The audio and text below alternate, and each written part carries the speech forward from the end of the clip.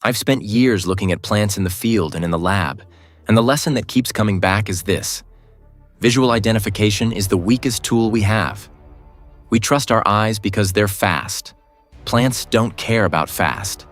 A handful of species on this list have survived specifically because something with eyes, whether it's an animal or a human, looked right at them and walked away. 10 of them are on this list today. Some of them are in home gardens right now, sitting next to species that actually belong there, and nobody's noticed. Before we move on, please take a moment to subscribe to the channel and like the video. Number 1, poison hemlock. You're walking a trail. You see a cluster of white umbrella-shaped flowers, and your brain files it immediately. Wild carrot, Queen Anne's lace, something harmless. That's a reasonable read. The flowers look nearly identical. The leaf shape is close, and the hollow stem feels familiar.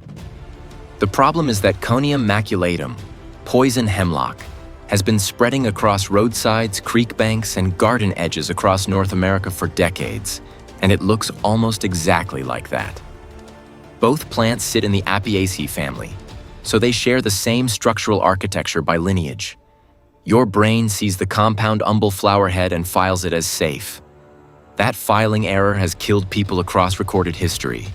The markers that separate them are learnable, but only if you actually stop and check.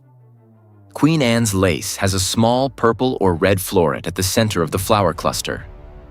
Hemlock doesn't.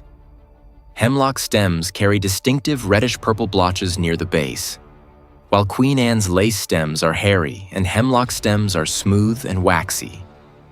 Crush the leaves and hemlock smells musty. Queen Anne's lace smells faintly like carrot. None of these are subtle once you know them.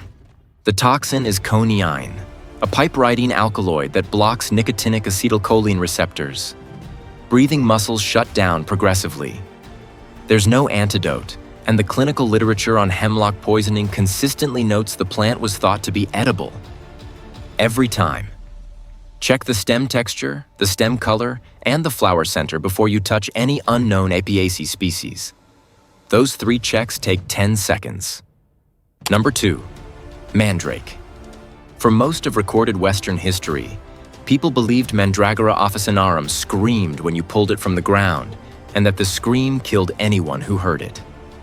Medieval herbalists built entire systems of magical practice around that idea, and you can't blame them entirely, because the root really does fork into a shape that looks like a human body, with a thick upper section and 2 lower extensions that read as legs. That's not imagination. That's pareidolia, the brain's tendency to find human forms in random shapes, and the mandrake root triggers it reliably. But the actual plant gets mistaken for something far more ordinary. The above-ground rosette of large, dark, wrinkled leaves lying flat against the ground looks like dock or young comfrey, plants that people pull, discard, or sometimes eat. That's where the real danger starts, because mandrake contains hyoscyamine, scopolamine, and atropine, tropane alkaloids that cause hallucinations, rapid heart rate, and coma at sufficient doses. Number 3. Stone plant, lithops. Put a lithops on a gravel tray, and most people will pick it up thinking it's a stone. Not a plant that resembles a stone. An actual stone. The genus Lithops, native to southern Africa, evolved a body plan built to disappear into rocky ground, with 2 fused succulent leaf pairs sitting at soil level, colored and patterned to match the specific geology of wherever that species evolved. Some are gray, some brown with red flecks, and some are nearly translucent on top because the whole leaf is essentially buried. That camouflage isn't a general strategy, it's species-specific. Lithops leslii matches red-brown ironstone. Lithops optica matches pale quartz gravel. The spectral reflectance of the leaf surface closely matches the surrounding mineral substrate, not just in visible light, but in near-infrared ranges that many herbivores actually see more clearly than we do. The semi-transparent patch on top of many lithops species functions as a light pipe, pulling sunlight down into photosynthetic tissue that's hidden below the soil surface. It's a structural fix for the problem of hiding from animals while still running photosynthesis, and it works well enough that field botanists have walked across entire lithops populations without seeing a single plant until crouching down to ground level. Number 4. Corpse flower. Amorphophallus titanum isn't hiding from anything. When it blooms, after years of just sitting there as a single massive leaf, it puts up the largest unbranched inflorescence of any plant on Earth and immediately starts smelling like a rotting carcass. People drive hours to see it bloom at botanical gardens. Crowds line up, and they walk away calling it a giant tropical flower. That's not what it is to the insects it's actually targeting. The smell isn't a side effect. It's the whole strategy. The plant produces dimethyl trisulfide, trimethylamine, and isovaleric acid, compounds that together mimic decomposing meat, rotting fish, and sweat. It also runs thermogenesis, actively heating the inflorescence to push those compounds further into the air. Number 5. Livingstone cactus. The name Livingstone cactus is doing a lot of misleading work. Pleiospylos is not a cactus at all. It's a South African succulent in the Isoaceae family, the same family as lithops, and it ends up in cactus collections constantly because of that common name, and because it genuinely looks like a piece of speckled granite sitting in your pot.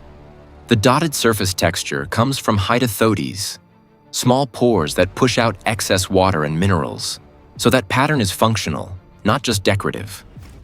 Pleiospylos stores water in paired succulent leaves, not modified stems like a true cactus. Care requirements run almost opposite to what most cactus schedules call for. Pleiospylos comes from the Karoo, where rain falls in winter, so you water in fall and winter and withhold almost entirely in summer. Most cultivated Pleiospylos die from exactly that mistake. Number 6. Venus flytrap. Dionea muscipula is probably the most recognized carnivorous plant on Earth, and also the most consistently mismanaged. The misidentification problem isn't confusing it with another species.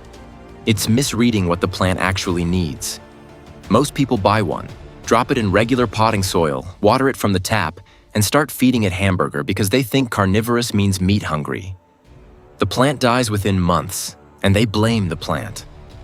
Dionea grows natively in the coastal bogs of North and South Carolina, in acidic, waterlogged, nutrient-poor soil under full sun. It evolved carnivory because the ground it lives in can't supply enough nitrogen, so it pulls nitrogen from insects instead. Number 7. Ghost plant. Graptopetalum paraguayense doesn't compete for your attention, and in a mixed succulent tray, your eye just slides right past it. The pale, silvery blue rosette with its powdery coating reads as background. In its native Tamaulipas, Mexico, that's exactly the point, because the farina coating the leaves reflects UV light and makes the plant disappear against limestone outcrops. That powder isn't decorative. It's epicuticular wax that cuts water loss and deflects excess sun, and touching the leaves removes it permanently from that spot, leaving a patch that's now more vulnerable to sunburn. If you bought a rosette succulent recently, there's a real chance it's neither pure Echeveria nor pure Graptopetalum, which means its cold tolerance sits somewhere between the two parent plants, and watering it like either one will get the schedule wrong. Number 8. Doll's eyes. Actea pachypoda grows in the understory of eastern deciduous forests, and the berries it produces look like something out of a craft store. Each one is white, round, and marked with a dark spot that reads exactly like a pupil, sitting on bright red stalks in tight clusters. Children pick them up. Adults handle them. Some eat them because the visual cues, bright color, round shape, clustered presentation, match every pattern our brains associate with edible fruit. The toxins target cardiac muscle directly, disrupting the sodium-potassium pump in heart cells, and the whole plant carries them, roots, leaves, stem, and berries. Number 9. Pitcher plant. If you saw a pitcher plant for the first time with no context, you'd probably guess the tubular, liquid-filled traps were seed pods, or maybe galls from an insect. They look nothing like leaves, but that's exactly what they are.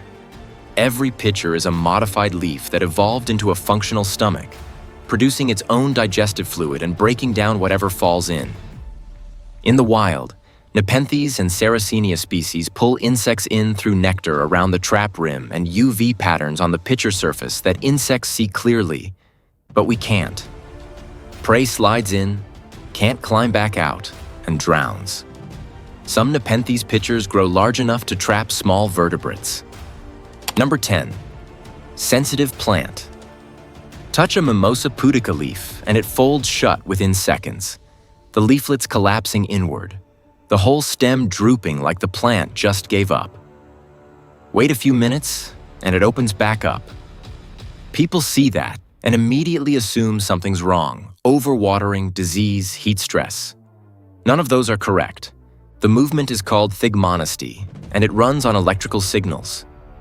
When the leaf gets touched, a pulse travels through the plant and specialized cells at the base of each leaflet, called pulvini, rapidly dump water into surrounding tissue. They lose rigidity and collapse. The whole fold takes about 1 to 2 seconds, and full recovery runs 5 to 10 minutes. Your eyes are a starting point, not a conclusion. Check 3 markers, not 1. Look up the binomial.